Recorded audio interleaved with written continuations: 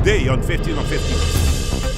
Groundbreaking took place for the Welcome Plaza, situated in front of the cruise terminal.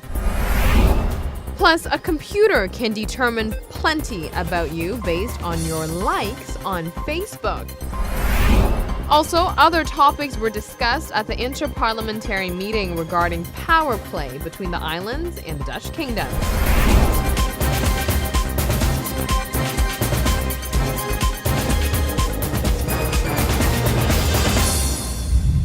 Thank you for joining us. I'm Yentl Lieuw. A groundbreaking took place for the Welcome Plaza on Monday. This investment is part of the government's commitment to the Cruise Ship Association to enhance the product, Aruba. The groundbreaking of Welcome Plaza marks the beginning of the first Orangestad revitalization project this year. This is a crucial construction plan, reason being the Ministry of Tourism committed to the Cruise Ship Association that the product Aruba would be enhanced. The Welcome Plaza is a crucial part of the enhancement. The plaza is scheduled to be completed in 6 months' time. In 2013, Aruba had a record-breaking amount of cruise ships and cruise ship passengers. Last year, this record was not surpassed. The island met similar numbers with a difference of a few passengers. For 2015, the amount of cruise ships and passengers are expected to be the same as last year. However, for 2016 as well as 2017, the Ministry of Tourism together with APA are working on increasing cruise tourism numbers. To reach this goal, the investment of 2 million florins with the Welcome Plaza is the start. The FDA is financing the plan. Speaking of growths, the general aviation had a drastic increase of private flights coming in last year compared to 2013. With that said, this growth is unreliable and the general aviation must explore other opportunities for growth. The general aviation processed 8,089 flights in 2014 compared to 5,000 in 2013, the year before. This is indeed a positive development for the private terminal. However, it is not a stable one. The drastic increase is largely due to the Venezuelan market. Tourism officials recognize that this particular market is volatile and unstable. The travel trends all depend on the situation in Venezuela. Therefore, the management team at the General Aviation are looking at different avenues in order to drive traffic into the terminal. They are working on exploring alternatives. In other local news, the Torch Parade marks the beginning of a great carnival season. Annually, large crowds are drawn to the heart of Orangestad to see the parade go by. Now, when there are large groups of people, this typically means a mess. City inspectors on the island have to deal with carnival garbage after every parade. This is what the streets looked like after Fakkel. Thousands of people walk the carnival parades and thousands watch on the sidelines. After a parade goes by, a large amount of garbage is generated, whether it is on the road where carnival participants walked on or on the sidewalks where people were spectating. A mess is always left over for city inspectors. Officials are advising spectators to bring their own garbage bag in case there isn't a trash bin near them. Spectators can even leave the garbage bags on the sidelines. This just makes it easier for the city inspectors to tidy up after each carnival parade. Aruba has one of the highest repeat visitor rates on the island. Some visitors come 10, 20, or even 30 years consecutively. So perhaps they'd be looking for new activities to do on the island. Well, skydiving may be a new adventure that tourists should consider. 15 on 15's Dortron Salmon took the big free fall jump, and we have it on camera. Many places around the world offer skydiving, but there is something particular about skydiving in Aruba. Well, the view is awesome. The view is amazing here. You get to see the whole island. You just experience it. It's awesome. Gregory has accompanied thousands of jumps. In his experience, only 2 people have ever backed out once in the air. Typically, people who take a deep breath and take the jump never regret it. That was the most amazing thing ever. It's kind of hard to explain the free fall, right? It doesn't feel like you're falling. It feels like more like you're floating, right? The best part is the free fall.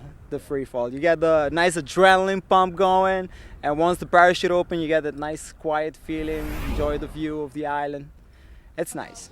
Starting up skydiving as a business venture isn't cheap. The equipment, including the parachutes and other things, costs around $15,000. Every individual who decides to jump costs around $200. Happy free falling. We'll be right back. Stay with us. When we return, check out this robot that cooks healthy meals.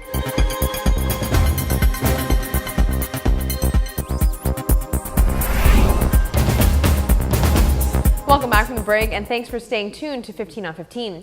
Here's something to consider. What does your Facebook likes say about you? Well, apparently computers can judge your personality better than your friends by using data from your Facebook likes. Believe it or not, computers can be better at predicting our personality than our friends and even family. An experiment with tens of thousands of volunteers indicated that by analyzing likes on Facebook, a computer model deduced a person's character on 5 key traits better than brothers, mothers, and even some partners. Researchers behind the findings acknowledge that personality is more complex than this, but they say the results show computers can outpace humans. Facebook likes could be used to predict a raft of personal information, including sexual orientation and political leaning. During the study, if enough Facebook likes were given to the computer to analyze, it was able to come closer to a person's self-reported personality better than even their closest allies. By just looking at 10 FB likes, the computer was able to outperform a work colleague. Analyzing 70 likes let the machine rival a friend or a roommate. Using 150 likes, it trumped a family member, but not a partner. It took 300 likes to match or outdo a significant partner. We should remember that computers can access a lot of relevant information about us and have a huge memory capacity. And they can make judgments in a consistent, systematic way, whereas humans may be biased. We do need to be careful. We have little control over the data that is being collected about us online. Turning the topic over to children and their naps. Regular naps have been found to be key for learning.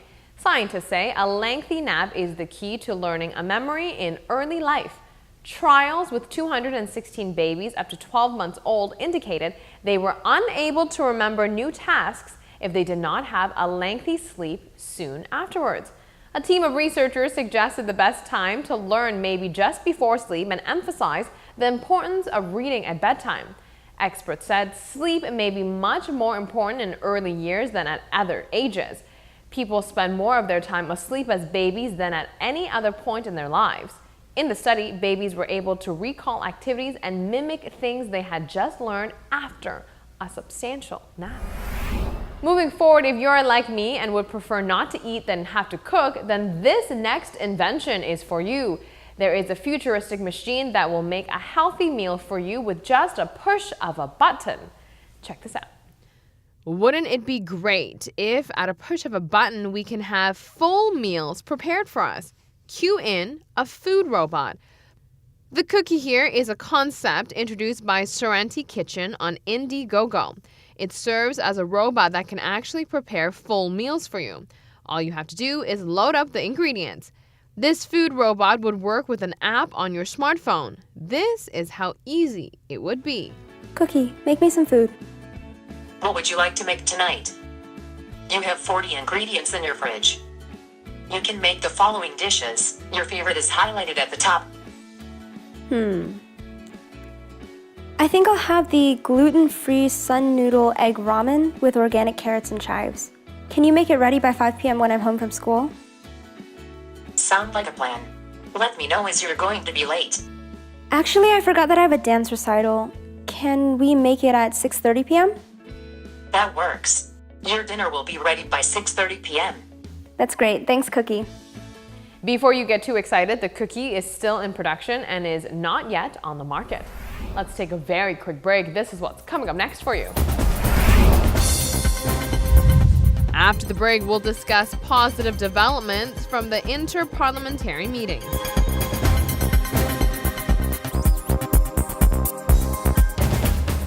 Besides for the dispute regulation, other topics were discussed within the inter-parliamentary meetings. The Minister of St. Martin, Sarah Westcott, updates us. Under the Dutch kingdom, there is a power play at stake between the islands and the kingdom. Therefore, certain policies and regulations must be set in place in case of disagreements. Well, we looked at the matters such as the use of, amongst other things, the regulation of the governor. Of course, that was a hot topic during these discussions, but I think ultimately all of it ties into, and let me add that because of the instructions to the governor and the use of the regulation of the governors, the matter of the screening of ministers also came up. However, all of that tie into if you have such an issue, and there was an issue between the countries and the kingdom as far as the instructions were concerned, where do you go? So that is why all of the emphasis today is on geschillenregeling, a dispute regulation. Other positive developments have come from the inter-parliamentary meetings. The islands are able to exchange ideas and see where they stand, as well as how they can be of assistance to one another. Well, at this time, naturally, while I said that, these discussions are intense, I hope we are able to make progress, but you also had very positive discussions, for example, on the matter of political parties and where do the different political parties in the different countries stand in terms of their organization. Is there something we can learn from each other as political parties? So you also had those somewhat in the margin of, but these discussions also came up. Generally, many of the areas of discussions all relate back to the dispute regulation, reason being why it is vital to finalize this particular regulation. So there are also some very positive discussions that are taking place, but that does not mean that we should move out of the way of the other important elements like geschillenregeling, like the decisions that are taken by a kingdom government, and tying into that is of course a democratic deficit. So these discussions, they have been on the table and are still on the table, and every little step that we can make to solving them would be a good thing. That is all the time we have for today. Thank you so much for watching. We'll be back here tomorrow night starting at 7:15 p.m. with brand new topics, so be sure to join us then. We'll see you then.